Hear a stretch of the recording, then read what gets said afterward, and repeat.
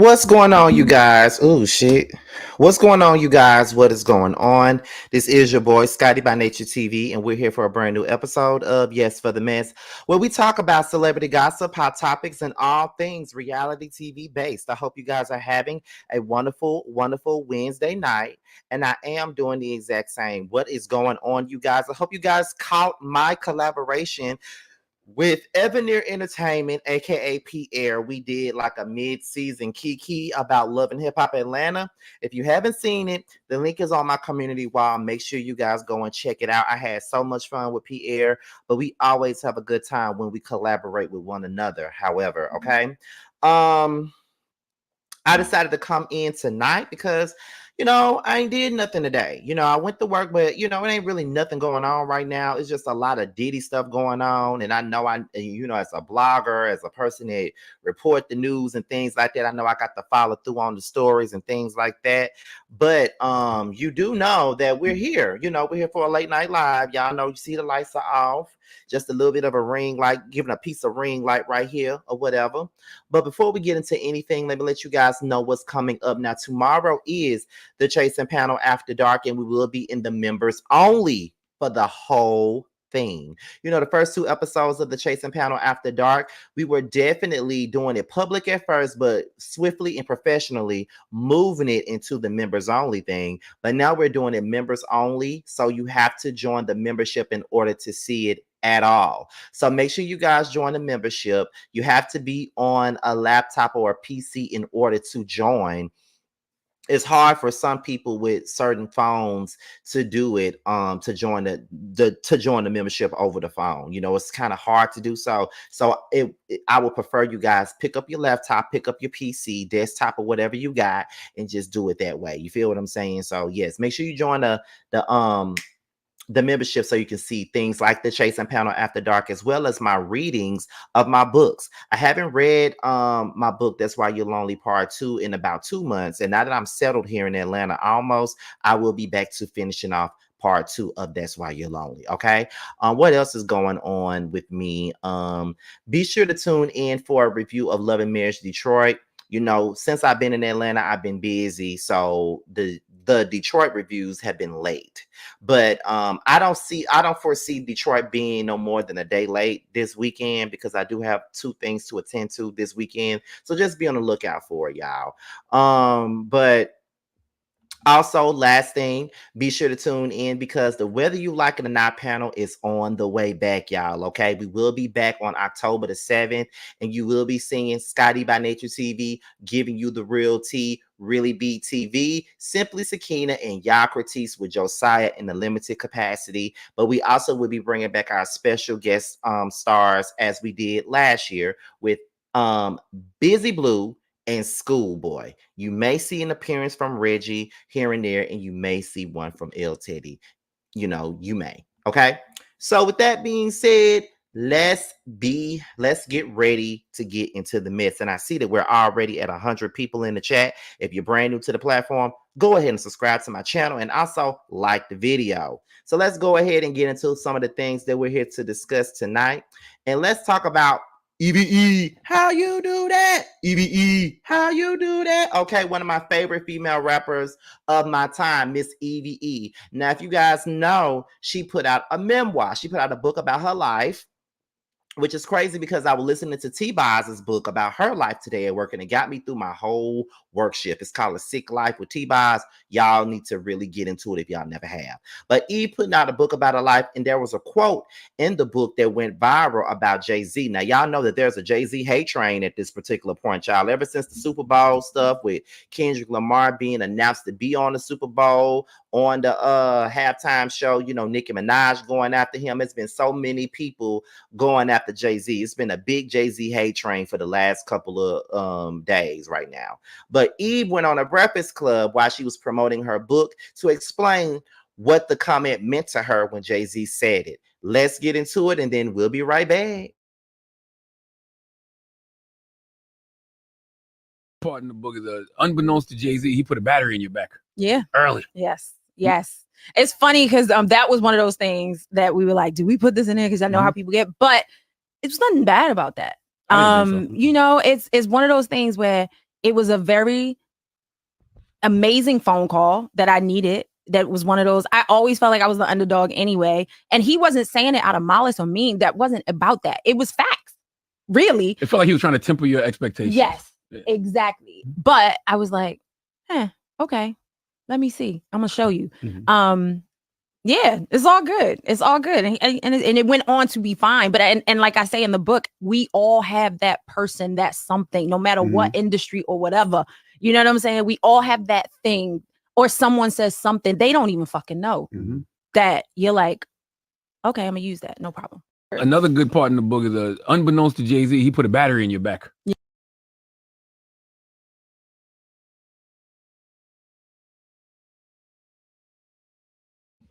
Okay, so this is the quote. Rapper Eve alleges she was called by Jay-Z the day her debut album dropped to congratulate her. And he also allegedly warned her not to get her hopes up because female rappers don't really do that well. Okay, so when that came out into the media and into the blogs, everybody had something to say about it. Everybody was ready to rip Jay-Z apart and all those other things, right?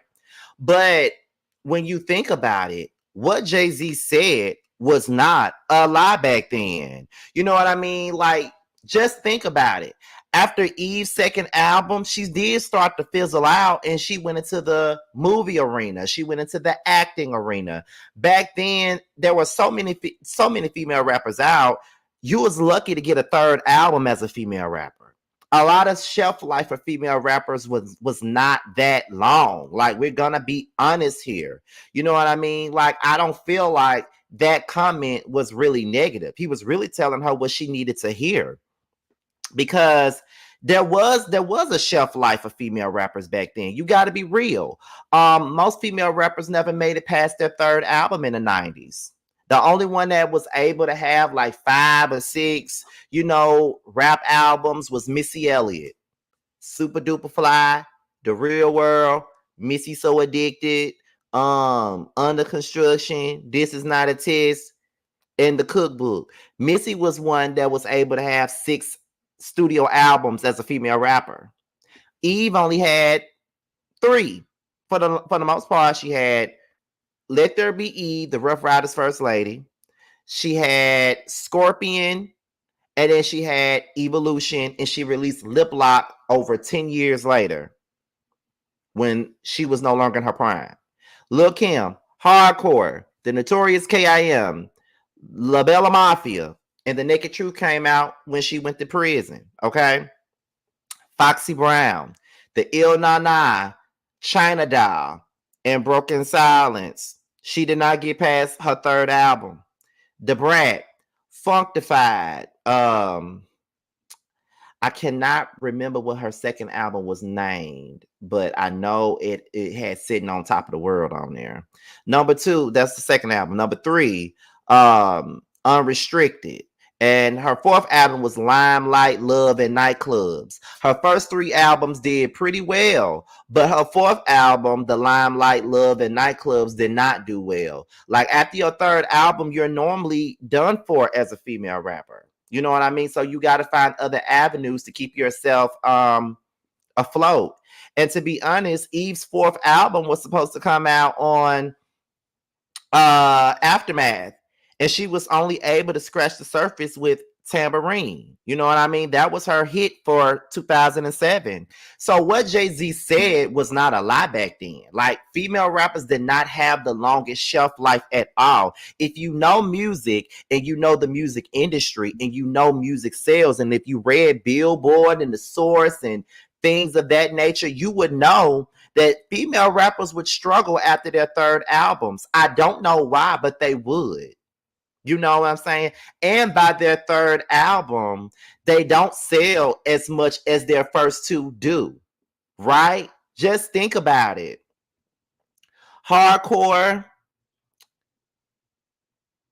The Notorious K.I.M., and La Bella Mafia went platinum. I can give her that.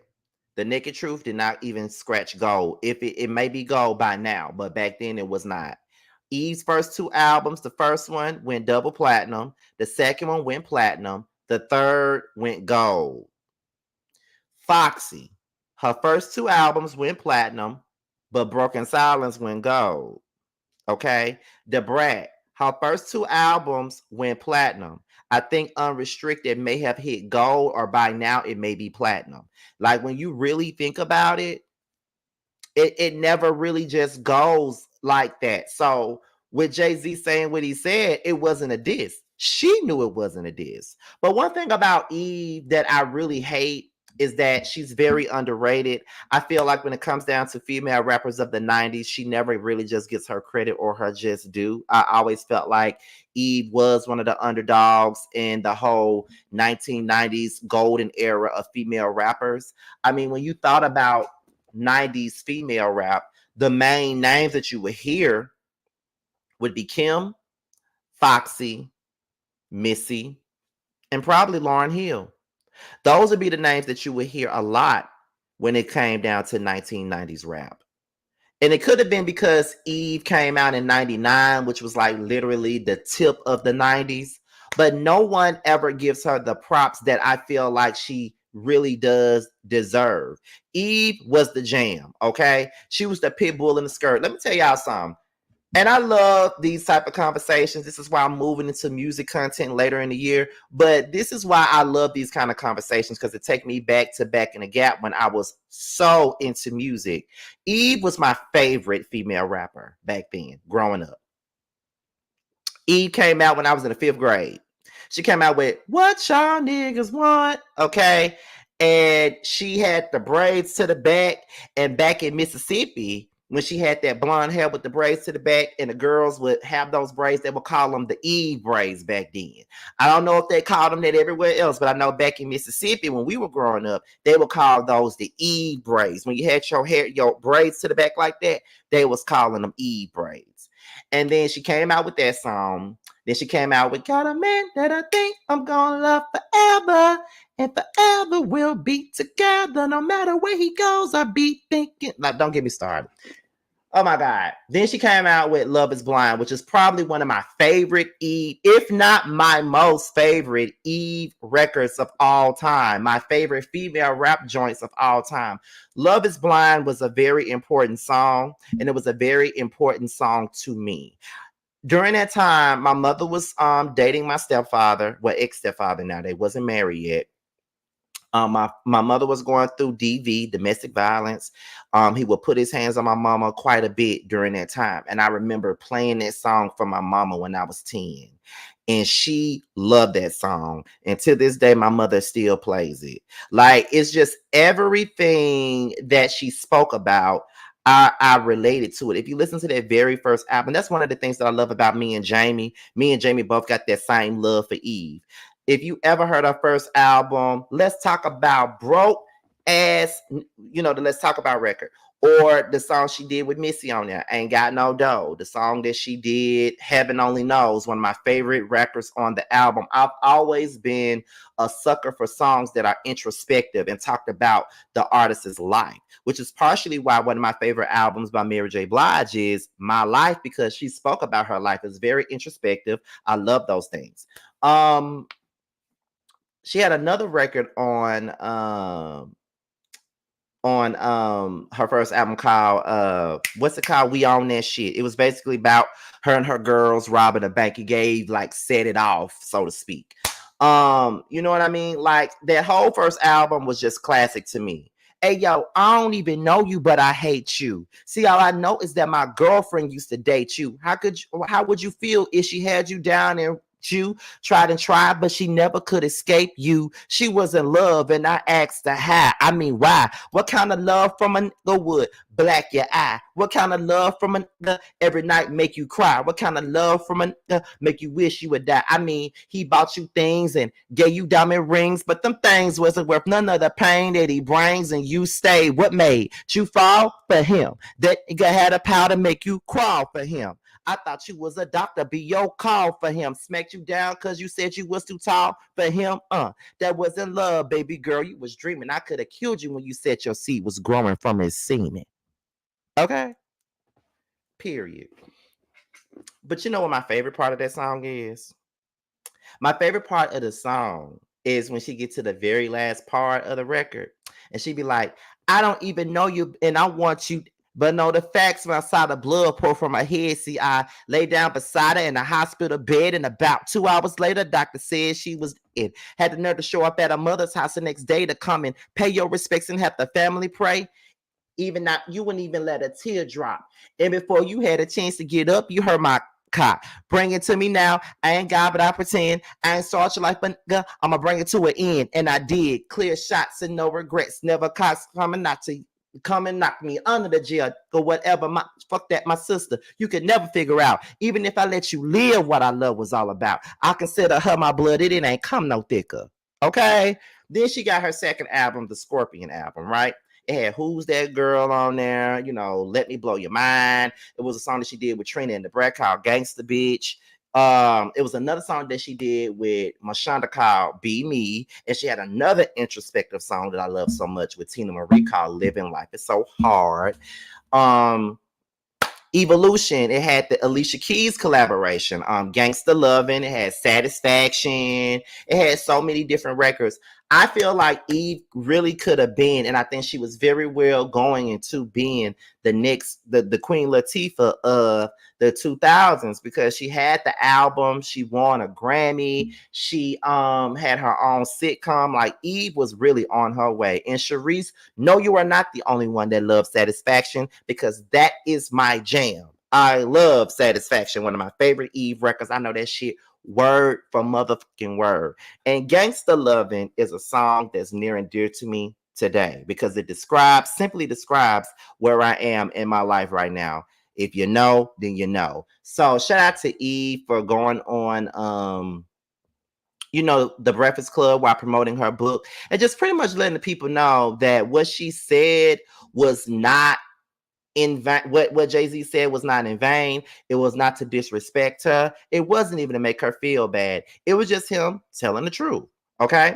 So let's get into the next story, which is, it's so funny that we were just talking about Eve, and now we're going into Mimi and Stevie J. Two people that slick disrespected her, because I think that Eve found Mimi in bed with Stevie J one time, allegedly, while Eve was with Stevie J. You know what I mean? Because Eve was in love with Stevie J back in the day. If you don't know that, then girl, you need to look at your history, baby, because she was in love with Stevie J. But Mimi Faust went on live with her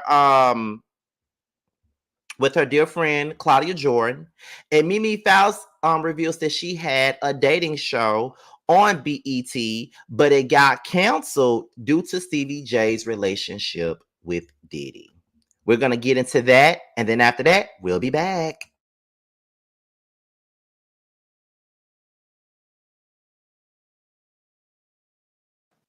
Yes. And I was up to host it. I was very disappointed in this. And it's not happening now, It's right? Not happening. I was going to have a dating show with my daughter's father. It was on BET Network. And they literally, we were going on probably 8-9 months of almost a year of planning and preparation and picking the cast and the whole nine. And allegedly, BET canceled the show because they didn't want the association with the situation with Puff and my daughter's father, who is really good friends with him. So this thing with him runs really deep. It runs deep to the point where it's messing up a lot of people's money. I'm really sorry to hear that, because that would have been a great check for both of you. Man, it was going to be an amazing check. However, the network had their reasons why, and I totally understand. Again, I'm saying allegedly. That is why, but here we are. So your association with things, don't, like, you just can't take that lightly. If someone says, listen, you need to disassociate, do it. Yeah. I don't know what else. I really hate that for you, for both of you. I know you both. It would have been great. We're gonna have a dating show. Yes. And I was up to host it. Okay, so first things first. who wanted to see a dating show with Mimi and Stevie J anyway at this point? Like, who wanted to see that? Like, let me know if y'all wanted to see it. Because I personally didn't want to see no show with Mimi and Stevie J. Like, if Mimi wanted to do a dating show, then she could do one. But I'm just not interested in seeing her doing anything with Stevie J, especially at this point in time. This is not 2013, 2012, 2014, 2015, during a time where we would have wanted to see that. But don't nobody want to see no dating show with y'all. I personally don't want to see one with y'all. And on top of that, you know, if Stevie really was out, I get his loyalty to Stevie J, but you know what I mean? If I was Mimi, I would have been like, well, I ain't got no affiliation with Diddy. So can I get my check? Can we just not make it be with Stevie J? Can we not do this? Because I need my check. Because I ain't doing shit. I ain't on Love and Hip Hop no more. So my thing is, can I please keep my check? Because I ain't got nothing to do with this association with Diddy. Can you please give me back? Can you please put this check back in my hand? I mean, I'm just being honest because, you know, I would have asked to get his ass off because you ain't finna ruin my damn money. Period. Like, it is what it is. And I just really feel as though it is all about your association with people. Like, if you're associated with certain people, you know what I mean? It's kind of like some people ain't gonna want to rock with you, some people ain't gonna want to touch you because you're affiliated with these folks and stuff like that. So it's like, when you're in that business, it's always like very difficult when you want to give a person a chance, or when you rocking with a person, regardless of what they've done, and you still see that they're your, you know, you've been cool with them, you got a sense of loyalty to them, despite the BS that they've already done. You still want to rock with them, but at the same time, you got to think about your livelihood. I remember when I first changed my name to Scotty by Nature or whatever. And I remember it was one of these, it was a content creator from another sector. I don't want to say the sector's name because I feel like if I say it, then it's gonna no. But I feel like so they came to me and they wanted to work with me on something, and they wanted me to come on a platform, and they made it clear on my community wall that they wanted to work with me. And I remember another YouTuber coming to me saying, Scotty, don't you do it. Don't you do it. Don't you go over there. You got a lot going on for yourself. You getting your channel up and running. You in a better place than you was a couple of years ago. Don't you go there. They're going to put you in some bullshit. Don't you go over there. And I didn't. I never did. And then I would sit back and I would watch from afar and see what they was giving.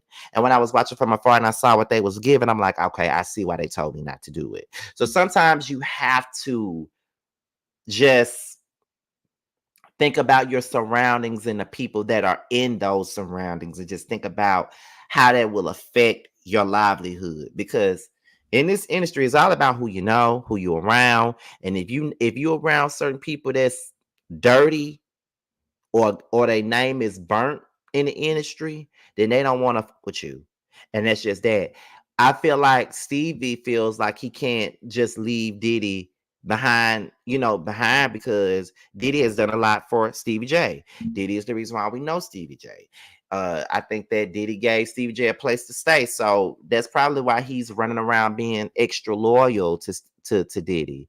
And I mean, all I can say is, I guess, who could blame him, since he have him no way to lay his head at, you know what I mean? But, that's how I feel about it. But I feel bad for Mimi, because she ain't got nothing going on. Love and Hip Hop ain't calling her to come back.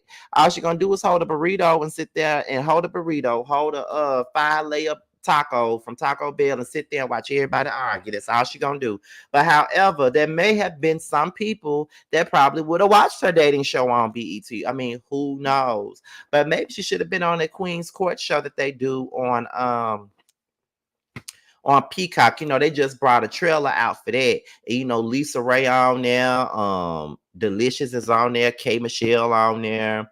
And I love me some K Michelle. I try to support everything that she do, but I don't know if I'm gonna watch that. I'm just being honest. I don't know. And I just feel like, Stevie J is busting Diddy down. I mean, that's just what I believe. I really feel like they fucking. I've always felt like they were. So, it is what it is. But we're gonna move on to the very next topic. Is even more shit that's dealing with Diddy. Mainly, this whole yes for the mess is mainly about Diddy, child. I ain't even gonna hold you. But we're back to Diddy again through Boosie. Now, Boosie decided that he was gonna come out and say something in regards to the Diddy case. And of course, he always comes out for something that's ignorant as he's always coming out for some bullshit that's dealing with some sexual stuff and all of that other crap. He always gonna do that every single time. And I'm never surprised. That's why every time I see his ass on the neighborhood talk, I'll be ready to read him every single time, because that's one ignorant motherfucker. And he always gets on his soapbox and say a bunch of ignorant, and everybody just sits there and agree with everything that he can says. And I never understand why do they do that. But it is what it is. I'm just sick of Boosie. But we're gonna go ahead and get into a shout out to the 200 plus that's in the chat. We getting there, y'all. I told y'all we went out of the algorithm for a minute, but we trying to get back to where we was now. But we here. Ooh, shit. So let's get into what this stupid motherfucker said. So Boosie said, I feel Diddy in jail for basically doing what other famous entertainers has done. Flew bitches out for threesomes. He just freakier. We actually go call women prostitutes who fly in willingly to be with their partners for sex. If that's the case, if you've been flued out and had sex, you should be labeled a prostitute. If that's the case, that's 80% of the women reading this. And trafficking, no, you a celebrity. You got a fly pussy. And how else you gonna get the pussy? You never in one place. When I saw that video, I was pissed off at this nigga. He really got a problem, but facing life in prison for doing basically what so many other entertainers has done, I disagree. Of course you disagree. You will disagree. I mean, you the same one that was out here, defending R. Kelly and stuff like that, but yet you defend Diddy. But yeah, you malign people like Lil Nas X for living in their truth, but yet you applaud people like Diddy and applaud people like, R. Kelly and stuff like that. It's so crazy to me, and this is really on brand for you. And I'm really tired of hearing your voice. Like every time, and I know we didn't even hear your voice in this post, but reading this post, I hear that squeaky ass, stupid ass voice of yours that makes me want to pop you in your mouth. You get on my motherfucking nerves, Boosie. I wish you would learn how to shut the fuck up. Okay, because you're not even famous for your music at this point. What you are famous for is going on these blogs and being on these blogs for saying stupid ass. And I'm really over it. And I'm tired of you at this point. Learn how to shut the fuck up. Learn how to do that. I'm over it. I'm sorry, y'all, but I'm over it. I'm over Boosie. I'm over everything that's dealing with him. He always running his mouth. And of course, he's going to disagree. Because if anything, he should have been in jail for hooking his 12 and 13-year-old son and nephews and little cousins to be with some grown women, because he was so afraid of them being gay that he decided to go get some older women to suck them off. Like, that's coercion right there. Like, I'm just saying, like, the shit's stupid. And there's the same ignorant ass motherfuckers that on the same damn IQ level as a damn Boosie agreeing with everything that he motherfucking saying. You can sit out here and you can speak out against somebody being gay, living a life, being an artist for the LGBT. You got so much to say about rainbow stuff. You got so much to say, and you always opening up your mouth when it's dealing with somebody's is, but you can't say anything when it comes down to predatory behavior. Of course you can't say nothing about it because you partake in those same situations. That's why you can't say nothing, and that's why you're going to always defend it. Once again, you a bitch ass nigga too. That's really what it boils down to. I get sick of hearing your mouth. I wish you would shed it. You think that's okay because you allowed your son to be assaulted. That's why you think it's okay. Like, are you stupid? Like, I think you don't understand that these charges are not just about him buying pussy. It's about him forcing people, coercing people, drugging people. You know what I'm saying? Doing all kinds of stuff. I wish you would shut up, because whenever you speak out on things like that, it makes me feel like when you're speaking on stuff like this and you're defending it, it makes me think that you're down with the shit too. And at the end of the day, if that's what they do, then I'm inclined to believe that you down with the bullshit too. So Boosie, you shut the fuck up, because I'm pretty sure there's some out there about you too. That's why you're defending the shit.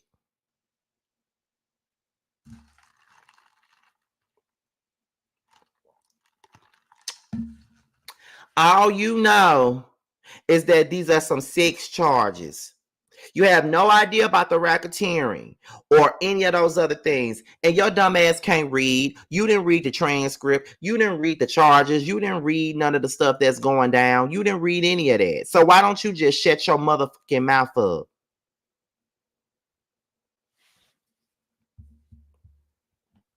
Like, why don't you shut the fuck up? Because I'm sick of hearing you. You always running and opening your motherfucking mouth about some that ain't got nothing to motherfucking do with you.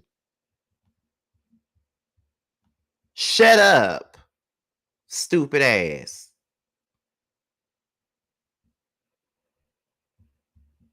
Always running your motherfucking mouth, giving me a reason to drag your stupid ass. I've been saying that you need to come out the closet. I've been saying that you ignorant. I've been saying you need to live in your motherfucking truth, because either you gay or you a predator yourself. And make your subjects and verbs agree. Learn your adverbs and your nouns and your verbs and stuff like that. Learn how to punctuate when you make a tweet. Learn how to do that. Learn how to not make a bunch of run-on sentences. Learn how to do that. Yeah. It's giving, I've done it before. It's giving, I've been to Diddy's party before and I was at the freak offs too. It's giving, Diddy ate my ass. It's giving, Diddy turned me out too. That's what it's giving. Like, shut your ass up.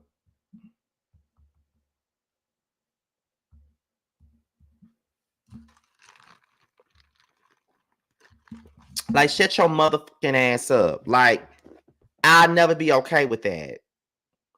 I would never be okay with that. And I try, I've been trying for the last month or so to not really put a lot of my personal into these videos. You know what I mean? Because people tune in to hear the news. They don't want to hear no story time from me. They here to listen to the news. So I try not to put my own personal experiences into these videos. But you guys do know what I revealed already.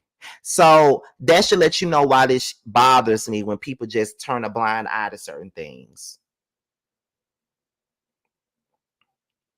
A man violated me, okay? Which I just admitted last weekend on this channel. If you haven't seen that video, go on and look at it. But a man violated me. So I would never be okay with another motherfucker violating women. I'd never be okay with a motherfucker violating men. I'd never be okay with a motherfucker coercing you to do some shit that you don't want to do and putting fear in your heart to do things that you don't want to do, because that's what happened to me. I ain't gonna make this about me, but I'm just saying. So shut up, Boosie. But you ain't no good father yourself to your own daughters. I'm about to say, you got daughters. How would you feel if your daughters had motherfucking freak offs and shit? But you probably wouldn't give a fuck. Moving on, everything at this particular point is Diddy and Diddy only, and we're about to get into some things here. I watched Mim's video earlier today, and it was something dealing with Diddy and Mary J. Blige and stuff. And I'm not gonna play his video. I'm just bringing it up, just be bringing it up. That shit, okay, I'm like, look, I've been trying to tell folks to keep Mary's name out of it ever since this shit came out. But now it looks like Mary's name finna be brought up in this shit. And I'm just gonna sit back and wait and see what's brought out there. And whatever is brought out there dealing with Mary, y'all know I'm gonna talk about it, because you know that's my girl. So y'all know I'm gonna talk about it. However, this is all about Diddy and nothing else, okay? So let's get into it. Now, the first thing is this right here. It says that Diddy says he's no flight risk. He begs to be released on $50 million bond. His children have also surrendered their passports, even the 1-year-old. Okay, now Diddy is begging to be released on bond after being arrested for trafficking. Prosecutors don't want Diddy released due to their belief that he would be a flight risk, but Diddy has challenged those claims in a proposal. In the proposal, Diddy says he is willing to pay a bond of $50 million. The proposal was co-signed by his mom, the mother of his oldest son, his sister, his 2 adult sons, and bonus son, Quincy. Diddy is offering his homes as collateral. He says he has no plans to run because when the news dropped, he took himself to New York where the investigation was underway. If granted bail, he says his travel will be restricted to the Southern District of Florida and the Southern District of New York to attend court and meet with his counsel and attend medical appointments. Family members of his have already surrendered their passports to the council, including Janice Combs, Chance Combs, Jesse Combs, Delilah Combs, and 1-year-old Love Combs. It's no telling what the youngest may have heard in the womb.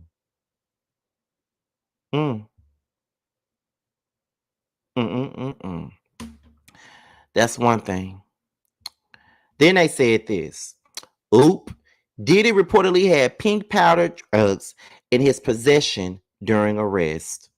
Let's get into it, y'all. Okay. So, he had what appeared to be narcotics found in his hotel last night.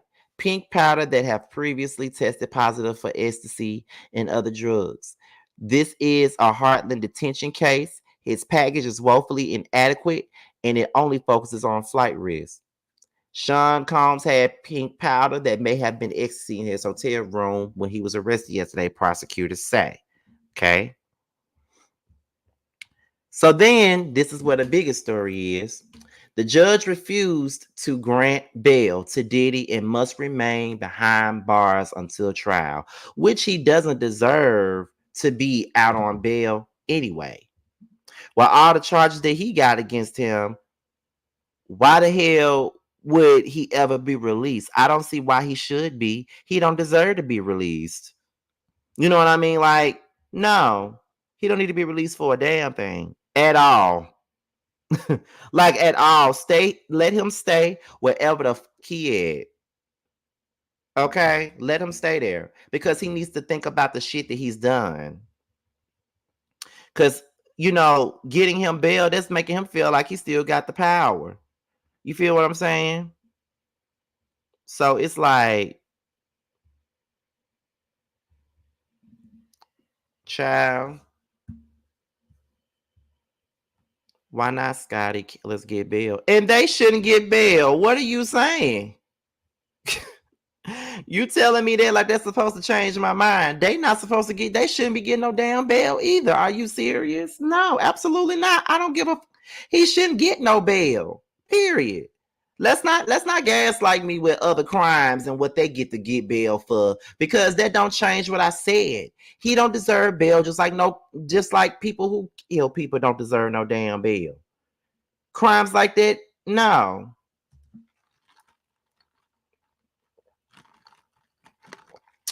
Especially when he's gotten away with this shit for so damn long. The he need bail for. I'm just saying. What's next? Now this is what got me yesterday. Okay. The U.S. attorney says that Diddy called former Dirty Money bandmate Kalina Harper 54 times, and one day after Dawn Rashad filed her lawsuit, and before Kalina made an opposing statement. Okay, so here we go. According to the assistant U.S. attorney, Diddy has contacted several witnesses, including some that received grand jury subpoenas. Okay. The assistant U.S. attorney pointed out that Diddy has also contacted Kalina Harper, who was a part of Dirty Money, calling her 54 times in one day. In terms of timing, the calls took place after Dawn Richard filed her bombshell lawsuit that accused Diddy of sexual assault, a slew of other things, and named Kalina 33 times as a witness. The assistant U.S. attorney believes that Diddy contacting these witnesses plays a part in many of the witnesses expressing fear when they were interviewed. The calls all took place before Kalina made a statement on Instagram opposing things that Dawn mentioned in her lawsuit. She said she never witnessed any illegal or abusive activity that Dawn made claim of. I feel like he harassed her. You know what I mean? I feel like he may have threatened her, and that's why she did what she did.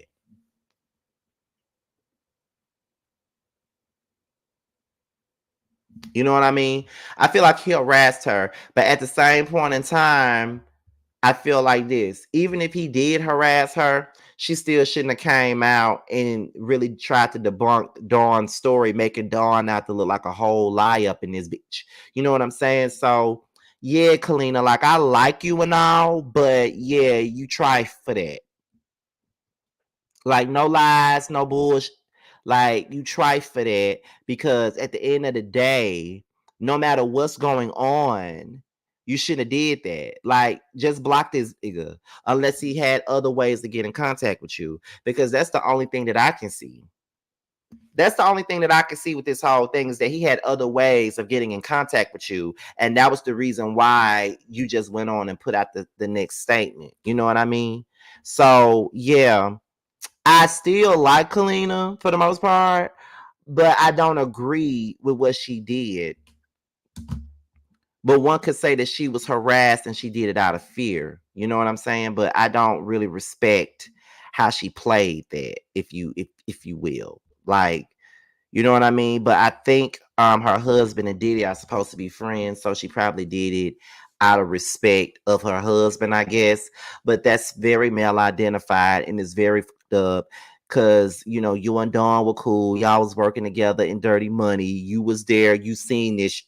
And your husband probably told you, girl, get your side of this. You don't need to be in this. This ain't got nothing to do with us. Get up out of this. You better put out a statement that says you ain't seen shit.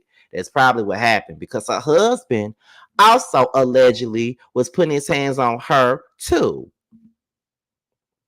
Dawn was trying to help her get out of her abusive relationship as well. So it makes a lot of sense to me as to why all of this stuff is even happening.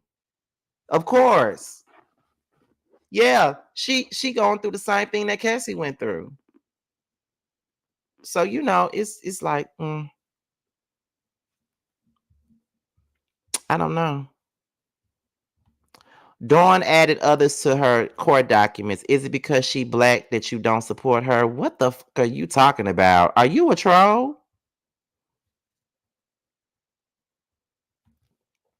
I am proud of Aubrey for always keeping her foot on his neck, to the cost of people calling her bitter and a liar. Yeah, she has always stood up to him. I looked at a video where Dawn did the same thing to Aubrey that Kalina did to Dawn. Dawn said in the interview that wasn't my experience, and basically I don't know what she's talking about. She definitely did. She definitely did do that. Now, I'm not going to sit up here and lie on her. She definitely did that.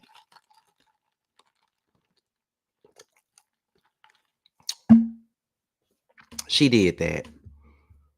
And that's why people felt like, Dawn was up to no good with Diddy. But all the while, he was doing the same shit to her. Let's see what else is going on. Now, Trick Daddy said something about a freak off party. And let's listen in on what his ass said. The next person asks me if I've been in one of them parties, I'm gonna slap the shit out you. They don't like my kind at them parties. There's a few other real niggas in hip hop that I don't believe ever been invited to one of them parties. Thank you. I'm live right now. I don't want to hear that shit. Let me explain something to y'all. This is not the time to go off killing yourself, taking no medicine, drinking no bleach, eating no motherfucking poisonous candy and all that, blowing your motherfucking brains out. You know what you did? Go ahead and face the consequences. For those of y'all that are grown adults, we don't care who you laid down and had sex with. It's gonna get exposed right now. It's a good time to come out the closet. You know what I'm saying? But what confuses me is 1,000 bottles of baby oil and lubricant. They charged him with the RICO. Could have been worse. Could have been the FRICO Act. Damn. And may I be the first to say this has nothing to do with hip hop. This got something to do with them freaky ass niggas. Can't charge the whole hip hop community with this one. Everybody take your charge. I don't know what's going on. The next person asked me about. Now, you know, I don't normally agree with Trick Daddy on most things, but I agree with him on that. And I definitely believe that Trick Daddy was one of the artists that wasn't invited to those parties. Trick Daddy was from the South. You know, they didn't respect Southern rappers. They didn't even take them seriously. And you never really just heard about Trick Daddy being involved in those scandals in the industry like that. He probably was one of the ones that didn't like the shit. You know what I mean? Because I'm one of those people that don't really like the ass shit that be going on. Even in the YouTube world, I don't like this shit that be going on, how people just be doing shit, just be doing it and just be pretending like they people that they not. It's just so ridiculous. And you be knowing that what they be doing behind closed doors, and they get on here and fake. Like, but I sometimes I feel like that's a Southern thing, you know what I'm saying? But I don't know. I agree with everything that Trick Daddy said. Don't nobody really care about who you lay down with. You just need to own up to the consequences of what the fuck you did, to be quite honest. You feel what I'm saying? So, yeah. So I believe, let me see. What else is there? Okay. Now, Diddy promises the judge that he will not have any female visitors at his home if he is granted bail, right? So let's get into that. Now, in the docs obtained by TMZ, Diddy's legal team says if he's released on bail, the security company that keeps log of all of his visitors in his Miami Beach home will hand over those logs to the government nightly in order to be fully transparent about who Diddy is contacting. They also says Diddy will limit all visitors to family, property caretakers, and friends who are not co-conspirators in the federal indictment. Specifically, they say Diddy will restrict female visitors, with only exceptions being family members or the mothers of his kids. Shit, he should restrict the male visitors too, based off of the shit that we've been hearing. Okay, what else is new? Well, what else is next? A former prison warden also warns that Diddy's life could be in danger behind bars. Says that prisoners will see killing him as a badge of honor. Let's get into that part of the story, child. A former warden at the Metropolitan Detention Center where Diddy was being housed says that his life is in danger despite him being away from the general population. According to TMZ, the warden claims that the inmates would see killing Diddy as a badge of honor, while in the special housing unit, Diddy will only be granted 1 hour of recreational time a day.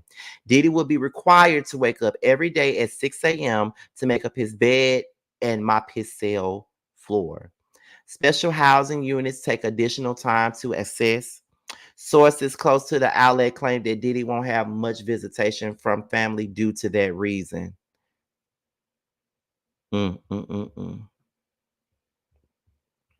Child, you in danger, girl. What else is next here? Now let's get into DJ Envy. Now I know I got to put the overlay up for this because I don't want no copyright strike from no damn Breakfast Club, because I definitely had it before from them from using it.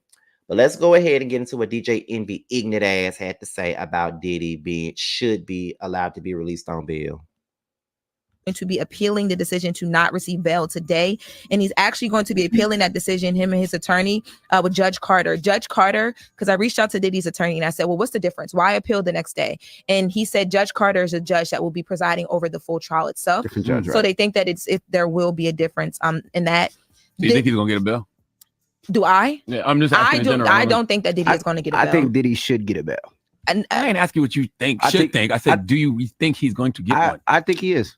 the fact that he's putting up $50 million, the fact that he's putting up his family's passports, his mom's crib, the fact that he said he'll wear a GPS monitoring system, he'll only be in Miami, in New York, the fact that if you look at his family, his two daughters don't have the three of the kids don't have a mom. Right, they're staying with a family's friend. Yeah, but he has to do all of that because the feds think he's a slippery suspect. Right. It will listen all that baby oil. But so yeah, I think he should get one. When you look at people like Harvey Weinstein, I got one, and you look at some of these other people, O.J. Simpson, I got one. Yeah, Bill Cosby got one. Diddy should be able to get a bail. That Diddy is going to be appealing. And this is the thing that I be talking about. We always sit up here and say he should get a bill because Harvey Weinstein got a bill, O.J. Simpson, Bill Cosby, all of them got a bill. None of them should have got a damn bill. Let's make that clear. Stop using other people to, coddle motherfuckers that don't deserve coddling. It is so annoying. Let Diddy rot like he can supposed to. Like, be for real. He deserves every motherfucking thing that he get. You know what I'm saying? He did not give a fuck about them kids. Talk about they without a mother. It's obvious. Well, people are saying that he was the reason why their mama was unalived in the first place. Ain't he the reason why Al B. Sure was in the hospital based off of what was said? I mean, even people were saying that he had something to do with Biggie's death at one point in time. I don't know how true this is. And then on top of that, like, he has crossed a lot of people in the industry. At one point, he crossed Mary. I don't know why Mary so tightly bonded with him after the shit that he did to her. And then even Kim wasn't even fucking with Diddy at one point in time. Like, he ain't loyal to nobody. He will use you, abuse you, and spit you the fuck out. So, Envy, shut the fuck up. I get so tired of y'all trying to defend this man and take up for him and say what he deserves. What he deserves is nothing. That's what he motherfucking deserves. But okay. Now, TMZ had a video of Diddy's son showing up to support him in court. Let's get into it, y'all. I love the jacket. Making a statement. You look great.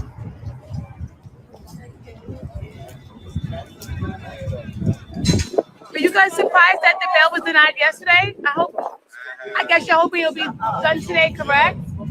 But you guys look great. We love the fashion moment. You look fantastic. I pray for y'all for all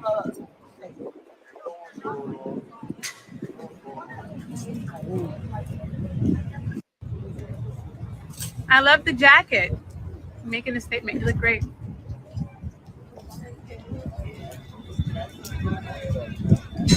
Were you guys surprised that the bail was denied yesterday?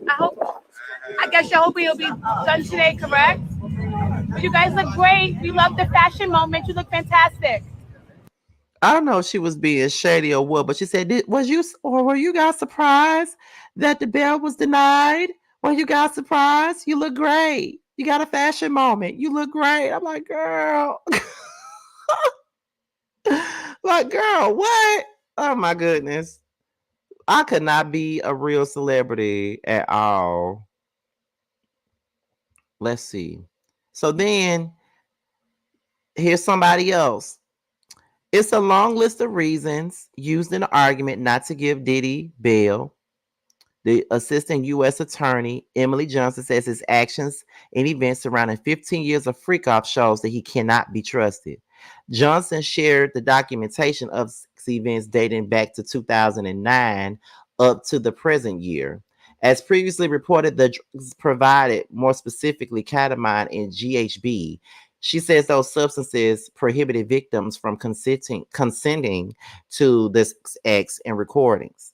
Johnson went on to say that the recorded calls were used as an extortion tool by Diddy, proven by emails and messages that they recovered from the victims. The defendant will record these calls, at least in part, to use them to blackmail them. We have an email. A victim says, you were going to make me, I'm not going to say it on the public record, or you were going to leak some. She didn't explicitly make it clear what Diddy wanted the victim to do as the means for the recording to be released. Another victim shared via messages that he was going to expose me in the tape. I was drugged. Johnson says it's interesting that Diddy claims that the victims are trying to extort him, but he's threatening them with recordings. He's the only extorter, she said. Shout out to the 300 people that's in the chat. Y'all are in the building tonight, honey. I really appreciate that. Yeah, the more we read this stuff, the more we realize that Diddy is not well. That is not a well man, and it is absolutely crazy. That man ain't well, child. But this is the man y'all want to defend, though. From what we hear now, that I've heard from the parties, I find that the government have proven that the defendant is a danger. Regarding the bail package, it is insufficient even on risk of flight. Sean Combs will remain detained. So he tried to request for a bond for a second time, and it still didn't work out. Okay. Now, let's get into this one. This involves Cassie in the video that we all saw a couple of months ago. Now, Mark shared that she assaulted Diddy first with a cell phone prior to the hallway footage that the world saw. He also said both parties of the former couple took part in a long-standing toxic relationship that neither was in the right. He claimed that Diddy just wanted his clothes back, so he came out in a towel, where the assistant U.S. attorney poked holes in that claim. She said that there was actually a third party present in the hotel room, a commercial sex worker. They had just had a freak off on March the 5th, 2016. Johnson also said that the fact that Cassie wasn't wearing shoes also proved that she believed that she was in danger. In support of her point, she also revealed text messages that Diddy sent to Cassie right after the attack. Also, another message where Cassie said that she still was badly bruised and that Diddy wasn't trying to get his clothes back. Call me. The cops are here. I got 6 kids. Yo, please call me. I am surrounded. You're gonna abandon me all alone. You talking about your 6 children, but you ain't thinking about none of these kids when you doing the shit that you doing right now.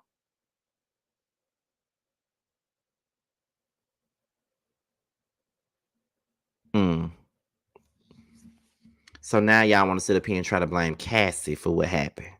Y'all love the victim blame. If anything, if it ain't nothing that a motherfucker like to do, they love to victim blame, honey. They love to victim blame. They will always try to make it seem like it's the victim's fault for the bull swanky that the motherfuckers that's involved did. You feel what I'm saying? I think that that's absolutely nuts. Okay. What else is next? Just trying to get through everything. Now, Diddy's lawyer spoke after his bail was denied. So we're going to get into that. Let me mute my mic and we'll be back.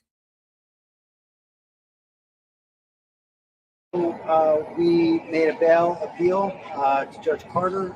It did not go our way. The fight continues.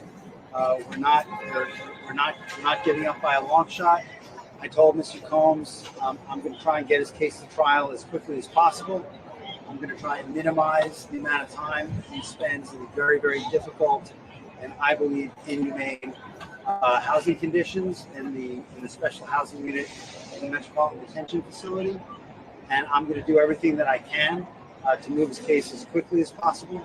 I understand that the government has a great amount of electronic devices that they have to download and provide to me, but everything's on the government's timetable, nothing's on the defendant's timetable, and they're going to have to accommodate me and him and give us a quick trial, and I'm going to be pushing for that. He's ready, he's focused. He has been ready to defend this case since he first found out about this case. Nothing has changed from his perspective. I obviously would much prefer to fight this case with him out of jail, and we are going to try to bring that about through additional legal process. But wherever he is, his resolve is the same. He believes he's innocent.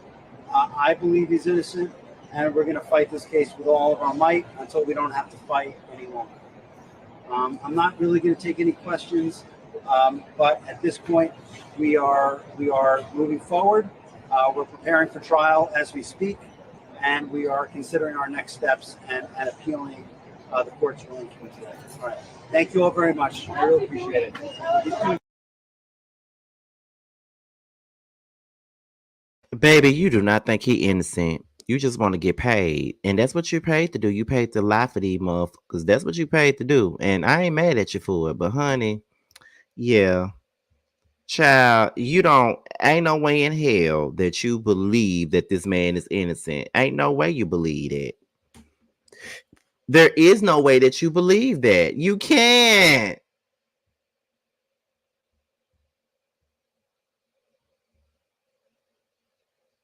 You can't. You can't believe that.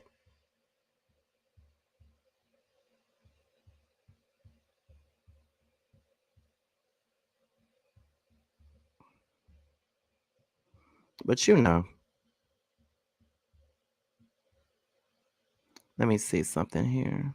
But yeah, I think that's all I'm going to do for tonight because I got to get up at 5 in the morning. But y'all, that's pretty much the gist of it. You know, that man is lying. He don't Bimo believe nothing that he's saying at all. He don't believe that. We don't believe that. None of us believe that at all. You know what I mean? Because, child, please. Don't nobody believe that. But that's all I really got. That's all I got. That's all I really got for y'all tonight. We're about to go ahead and get on up out of here because I have to go to bed, honey. Hopefully we'll have something to talk about tomorrow before the after dark or even after dark. We'll see. But I hope you guys enjoyed the show tonight. We had over 300 people in the live chat, so that's a great thing for us. Be sure to like, rate, comment, subscribe, share this video, and also click on the notification bell so you can be notified whenever a video drops. And if you want to follow me on any form of social media, my Twitter, my Instagram, and my TikTok will be down below. With that being said, you guys, your boys up out here. And until my next video, I will talk to you guys a little bit later. And I will leave you guys with Bando featuring Alonda the Blonde with Don't Sweat. Bye, y'all. Don't shake your ass, booty acting up. Don't grab your drinks, maybe pass the Dutch. Damn, shorty bad, looking bad as fuck. Don't sweat it, ain't no competition, I said it. Don't exist to the beef, motherfucker, I did it. Pull up, knock your corns like Mario. Couldn't stop me do 100 miles of cardio. Damn. You niggas stay faking, you niggas stay hating, you niggas so basic. You felt the win, so don't test me, nigga. My team leave the weapon, Joe Pesci, nigga. They hate to see me win, so I cause them frustration. Hate to see my name, so I give them penetration. Bro, running this race on you fucking lanes. Spin the block, get both, bitch, sucking chain. Bam. Nigga high. Don't sweat. Don't stop. Don't sweat. Nigga high. Don't sweat. Don't stop. Don't sweat.